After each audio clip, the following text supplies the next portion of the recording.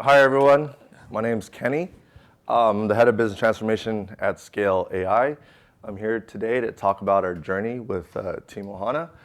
Fun fact, I have twin boys that are 4, and I named them Greg, Otto, Liam, Franklin, so their initials spell golf. So I love golf, if anybody's wondering. Huh? Like a 9. I'm all right. I don't have enough time to play. But our journey with TeamOhana, I think I'll get into it, but our whole goal was to make headcount planning a lot more simple. When we first started, before my time, everything was in Excel. May, who is here with us as well, used to run headcount planning in G Sheets. She would run it across multiple G Sheets that were all securely controlled, just so that a few people had access, department leads, et cetera, HR. And a lot of our time would be spent consolidating all this data into a consolidated view for headcount planning, and it was a very painful process. So I joined in January 2023. The first thing that my boss, Sandy, at the time had asked us to solve was headcount planning, because she didn't know how much longer May would be able to survive in this world of manually planning in Excel, in G Sheets.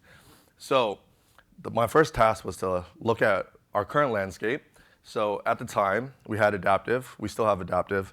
We are migrating off adaptive, but at the time, we had adaptive planning, right? So most people ask, you could do somewhat of headcount planning in adaptive, which is true. What we typically lack in adaptive is the integrations, the availability of like greenhouse data, bamboo data, real time, being able to understand where a rec is in a certain process, getting recruiters visibility, getting HRBP's visibility, getting all your hiring managers into adaptive is really unfeasible, in my opinion. As much as you give them access, enable them, train them, they're not going to log into the system. Like, nobody ever logs into adaptive except FP&A, really. So that was like our whole genesis of like looking at different tools, right? So our first version of looking through and doing POCs on vendors happened in March. We looked at Headcount 365 as our first tool, as well as DoubleFin at the time we were doing a POC. We basically ended up with Headcount 365. We thought the tool worked pretty well. It would be able to ingest the data that we needed in terms of recs, give all of our hiring managers access. So we signed with them. We went through an implementation process, took about 2 months. We had greenhouse integrations. We had bamboo integrations. And so we built everything. We went live in May. And so this is what I call a perfect storm. What had happened was Gen AI boom happened in May. So our business historically was mainly AVCV, so a lot of labeling for cars, autonomous vehicles. And so we didn't really have a Gen AI business until May. And so when May happened, we went from maybe hiring like a few people a month to like 30, 40 a month. And so we started getting a bunch of requisition requests right off the bat once we went live. And then as we started going through there, we started realizing how painful it was to actually run through this in a system, and that we didn't actually have scaled up to test. And a lot of what we were planning on doing was kind of like improving it over time, but we just didn't have that capability, right? So we went through this whole process. People were still using it. But the sad face is basically like by November, we had department leads coming to our CFO saying, it's taking us 15 minutes to log a requisition. There's no way we're using this tool. Like, you guys are going to manually go and add it for us because we're not going to do it. And so a lot of these struggles was around kind of like, if you think about comp bands, right? If I'm a hiring manager going in, submitting a requisition, and I put in a job role location and a level, and I'm assuming a comp band should return, right? But we didn't have that in Headcount 365 at the time. And so that was a lot of the pain points that we ran into. And then when November came around, we also started planning again, right? So we do biannual planning. We do a half at a time. And so November came around and we needed to start planning, right? So I was working with May and we're like, how do we actually plan out and build these scenarios of what like an optimal headcount experience looks like? How do we incorporate a lot of our HRBPs? How do we incorporate our department leads, our leaders, et cetera? And so we asked Headcount 365, and it was basically like, we can't really support you right now. So we're like, okay, so we're basically going to do this in G Sheets again. So basically, we ran the planning cycle in G Sheets again. We suffered through it. We went live. It was a struggle. And then we basically knew at that time that we were going to have to look for another vendor around the time, right? So April comes, a little bit before April comes around, we started doing a POC again on a lot of our vendors. So we looked at TeamOhana, we looked at DoubleFin again, and we did like a whole comparison against existing roadmap of Headcount 365. The outcome of that, basically, after the first meeting I had with Tushar and another, I think one of the other individuals on the team, was like, okay, this product actually can do a lot of what we want it to do from a planning cycles. The first thing that I was actually impressed with like the scenarios, right? Like in a scenario, you can actually have and create and see real time what the cost impact is. You can make swaps, you can make trades, and then all you have to do is click merge, approve it, and it goes back into your plan, right? Like it makes it so easy. And like we wish we had it for planning. So we went through, we signed with them eventually. Long story short, we implemented them. We've been super happy with the progress they've made. We've continually provide our feedback. We are a very vocal customer, I would say. Myself and May, we don't really sleep, so I'm up all night, just like submitting enhancements and like talking to Tushar. But the product's in a great spot. We love it, and it's been great. So that's kind of like our journey. This is our process flow. So like what happens? Like all of our hiring managers have access to TeamOhana. So when they go in, it's to either create a request, a net new request, or a backfill request. So they go create a backfill request, they have somebody leaving on their team, they go in, they click the individual that's leaving, and the data pre-populates in some scenarios, or if they're switching kind of like the job roles or whatever, they can make those adjustments in there. It goes for approvals. Once it gets approved, recruiting leads get a notification. Recruiting leads then will assign a recruiter. A recruiter can then initiate the job opening creation in Greenhouse. We go through the hiring process. Offers are sent and accepted. We have an integration through Workato that basically creates a message in Slack. Somebody in HR Ops approves, and it creates the record in Bamboo HR. Bamboo HR eventually syncs back to TeamOhana, and we have our reconciliation. So that's kind of like the overall process that runs today. There are one-off scenarios that we still are working through, typically like transfers. We're still working through that. We get transfers. We have to kind of handle those manually today, but we're still trying to figure out a better way to do that. But this is our overall tech stack as well. So on the finance side, TeamOhana, Adaptive, moving to Fantastic. On the people side, we use Greenhouse, Bamboo, and Workato is our integration middle layer that runs anything that we can't run through like any native integrations, for example. Use cases. So again, back to scenarios, planning, H1, H2. For example, like I think I was talking to May yesterday. She basically just created a scenario, invited all of our chief of staffs, department leads, leaders, executives into this version. Everybody has limited control, so you can only see what you actually have access to, and everybody's gonna go in, make their request. They're gonna run through that, see what that looks like, and whittle their way down, and then at some point we'll convert it into our plan. We also use scenarios for incremental unlocks through the year. If somebody has a huge project that they're trying to get like 20 headcount for, they can run that scenario in there, as well as swaps, trades. Anybody who wants to up level, down level, whatever they want to do, typically runs through a scenario.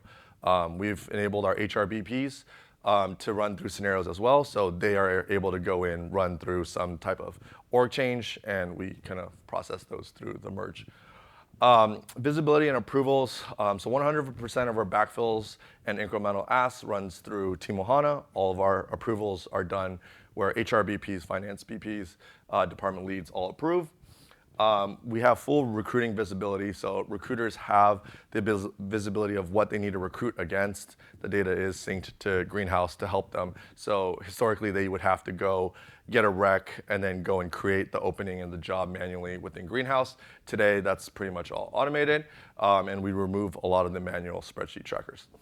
From a finance forecasting perspective, the prior process used to be hours of reconciliation. So we went through this process, I think, when we had Headcount 365 and May was out on parental leave. We had to do a bunch of reconciliation. It was probably the worst time of my life. Like I don't know why I'm doing reconciliation, but I was doing reconciliation with the other finance person, and it was miserable. Don't ask me. But basically, we would do the manual reconciliation, load the data into Adaptive manually, and then get all of our data. Our current process is TeamOhana sends us a data set. We take that data set and we load it into Adaptive.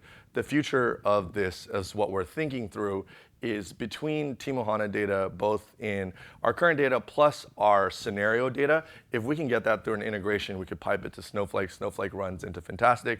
We really have really live views within our planning tool, and then we'll build a toggle so that any finance person can go in and say, I want to create this scenario, and this is what scenario that I saw in TeamOhana, and I want to run the full cost so that we have it in Fantastic is basically running like 401k cost, payroll tax, et cetera, all the stuff that is gets you to like a fully loaded headcount cost. But those are the use cases that we solve for. So roughly calculated, ROI is 183%. We've saved 90% plus of time in headcount reconciliation, 85% efficiency gain during the planning cycle, and 99% of alignment across the org, including confidential roles. So we do support confidential roles through TeamOhana as well.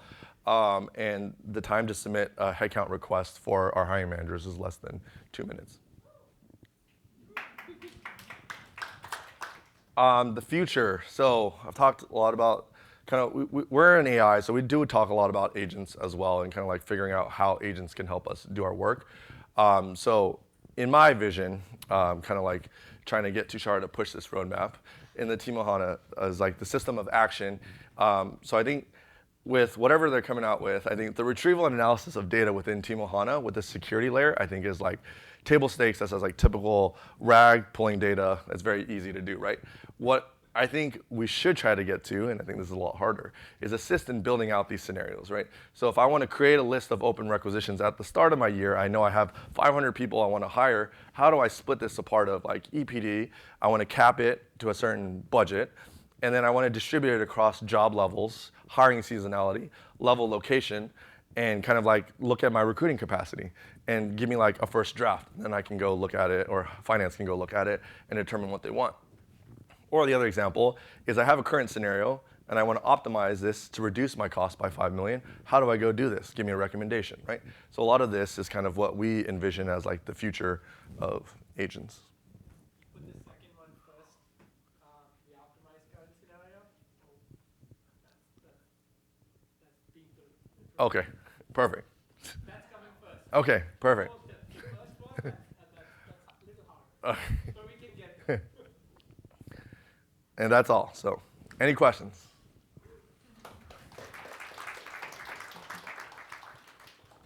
Yeah, tell me a little bit more about Fantastic. Is that adaptive? Yeah, it's like an adaptive replacement. It's a much smaller company. I know most people probably use like Pigment or like a lot of the other bigger companies. Fantastic is a smaller company, but their underlying tech is pretty advanced, where you can combine like typically like Anaplan, Pigment, you have sparsity issues.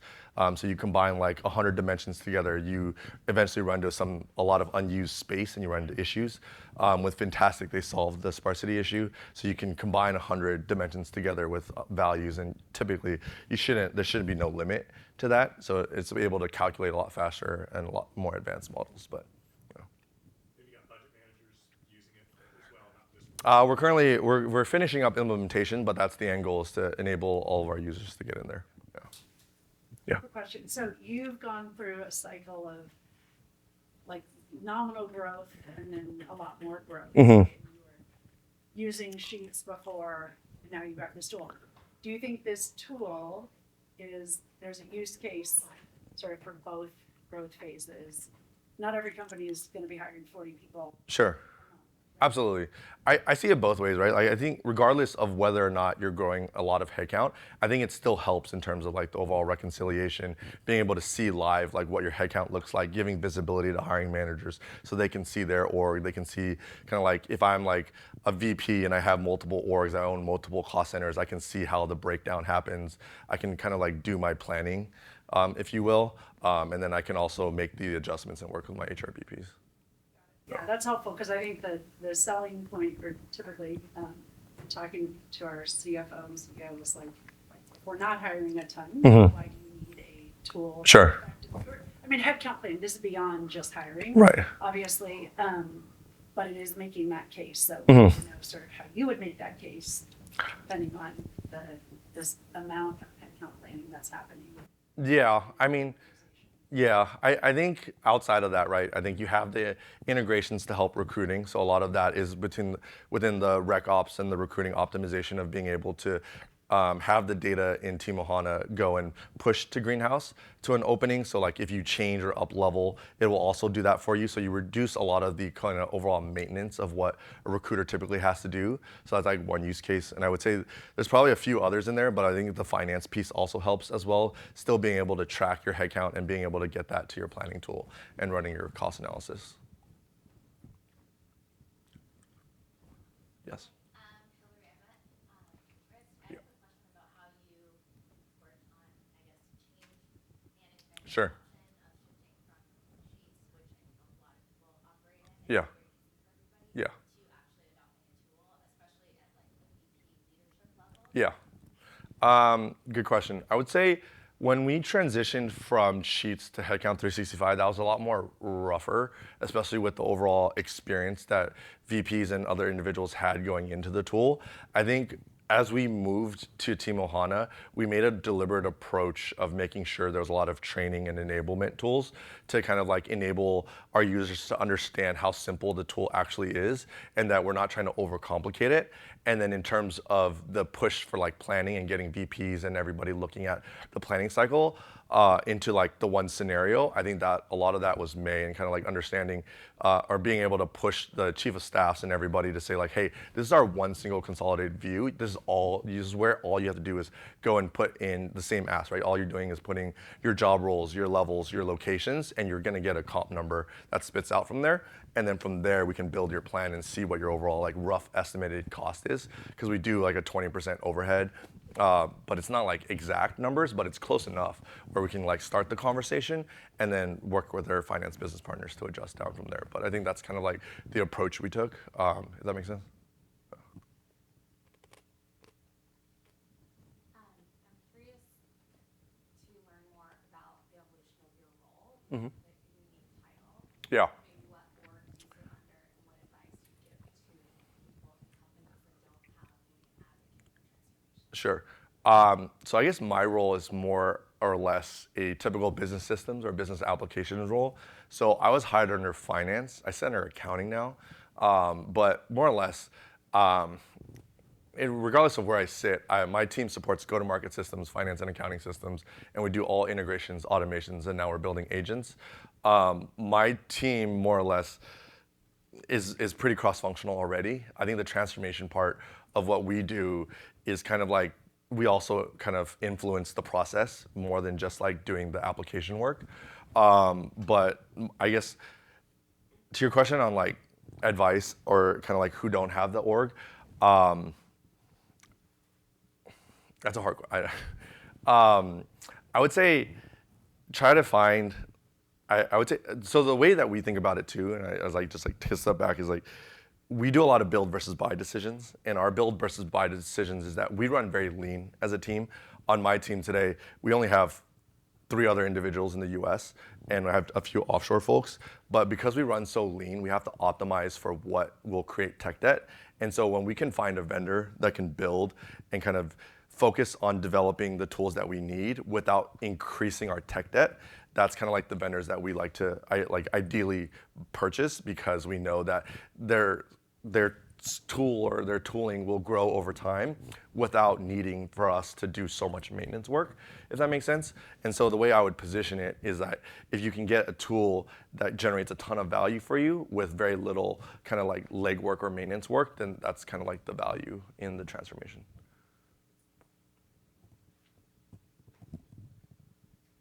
Any other questions? Hillary, good one question. I know, I'm thinking. How do you know if a vendor is going to be able to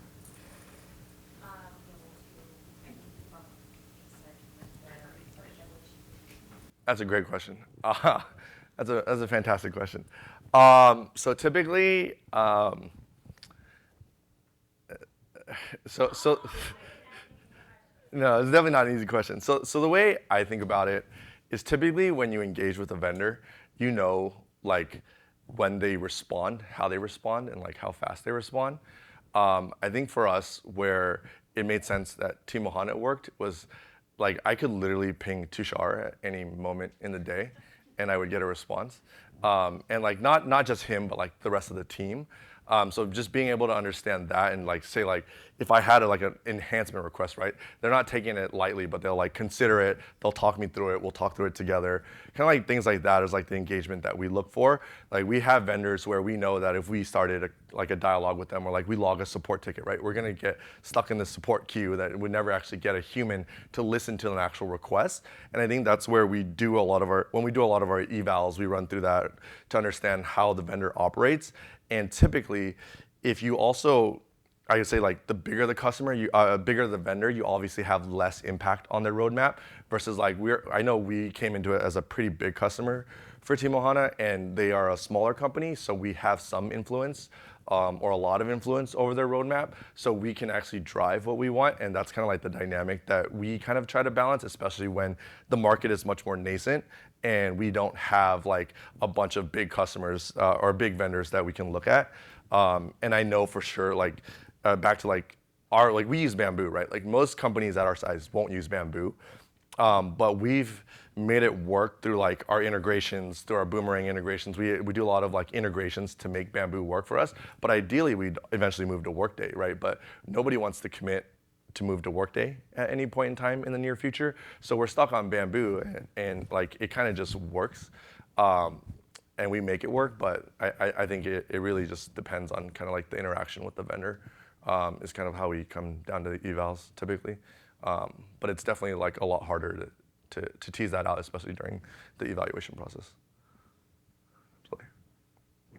Another question on like when you actually decided on like TeamOhana and implementing the tool, did you guys kind of stick with like let's start with one org team first and like test how this goes, or like were there any changes in terms of implementation and pivot up where you wanted to start in terms of use cases? No, I think when we had buy-in from Rec Ops, Finance, HRBP, so we had buy-in from pretty much everyone to move off Headcount 365, and for us it was a very easy like we're just going to do everything all at once. We're going to make it work. We're going to build any integrations that we need to that is not natively supported. We're going to do whatever it takes to get us to like a successful implementation, and that's kind of how it worked. Use other planning tools, like for example, like if this is well, specifically focused on account planning, but there's more obviously cost that goes into planning generally. Do you have something that complements? Like planning like outside, like from like a finance perspective? Yeah, so we have Adaptive. We're moving off Adaptive to Fantastic, and that's where we'll run all of our like payroll taxes and any other kind of like totally fully loaded costs plus vendor expenses, et cetera. Yeah.